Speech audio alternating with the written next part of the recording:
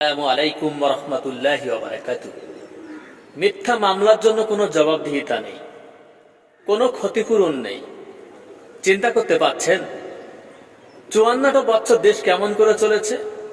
আমার নামে একটা মিথ্যা মামলা দিল, জেলও খাটলাম, মনে করেন ক্ষতিপূরণ কেউ দেবে না। উকিল টাকা খাবে, পেশকার খাবে, আরো অন্য লোকেরাও খাবে।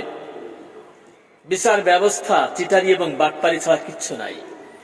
মিথ্যা মামলা কেন করবে? যে মিথ্যা মামলা করবে তার প্রমাণ পেলে তার যাবতীয় ক্ষতিপূরণ তাকে দেওয়া লাগবে।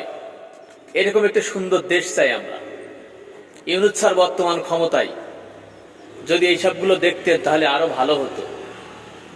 মিথ্যা মামলা করা যাবে না, হয়রানি করা যাবে না। একটা মামলা 30 বছর 35 বছর চলতে দেওয়া যাবে না। 30 দিন অথবা 90 দিনের ভিতর সমস্ত মামলা শেষ করে দিতে হবে।